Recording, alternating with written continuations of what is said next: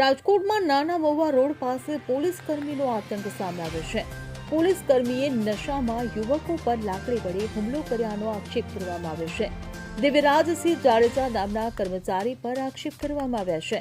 Divyarajsinh traffic પોલીસમાં ફરજ બજાવે છે. યુવકના સ્કૂટર પાછળ પોલીસ કર્મીની કાર ટકરાઈ હતી, ત્યારે કાર જોઈને ચલાવવાનું કહેતા હુમલો કરવામાં આવ્યો હતો. લાકડી દ્વારા હુમલો કરતો વિડીયો પણ સામે આવ્યો છે. ત્યારે આ અંગે યુવક દ્વારા કડક પગલાં લેવા તંત્ર પાસે માંગણી કરવામાં આવી છે.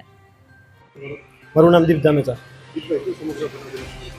બનાવમાં તો એવું બન્યું, અમે નાના મોવાથી આવતા હતા, નાના મોવા સર્કલ પાસે 8 મિત્ર હતા. અમે અમારી સ્પીડ સાવ નોર્મલ હતી, 20 જેવી. પાછળથી એક કાર આવી, હોરન ચોટાડી ને સ્પીડમાં હતી. એનાથી બ્રેક ન લાગી એટલે મારા ટુ વ્હીલમાં અડાડી ગાડી. અમે બધા મિત્રએ પૂછ્યું કે ભાઈ આમ કેમ કર્યું? ટ્રાફિકના હિસાબે એને કીધું કે આગળ ઊભી રાખો. થોડી ગેરવર્તન કરતા હતા, કાવા મારતા હતા ગાડીમાંથી એવું. એટલે એ આગળ જઈને ઊભા રહ્યા અને અમે ચાલુ બાઈકે હતા, એને આવીને સીધું પાઇપથી એટલે ધોકાથી ઢોરમાર ચાલુ કરી દીધો સીધો. ગાડી હતી પોલીસ લખેલી, કાળા કાચ હતા, આગળ ધોકા પડ્યા હતા અને પોલીસની ટોપી પડી હતી અને ફૂલ ડ્રિંક કરી ગયા હતા.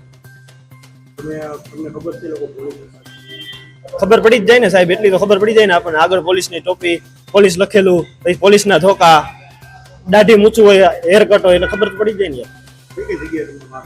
હાથમાં, પગમાં, પાછળ, વાહામાં બધે. હા, મિત્રને માર્યો છે ને. હા, ખાલી ગાડી અથડાવા બાબતે છે. માંગ તો એમ છે, સામાન્ય પબ્લિક ના કેમ સીધા મતલબ કાઢે છે પોલીસ વાળા સરઘસ કે આ ડ્રિંક એન્ડ ડ્રાઈવ માં આવી રીતે ગેરવર્તન કર્યું ને માર્યા ને, આ લોકોને કેમ નહીં? Bureau report CN24 news. હવે જુઓ દેશ દુનિયાની તમામ ખબરો તમારી આંગળીના ટેરવે.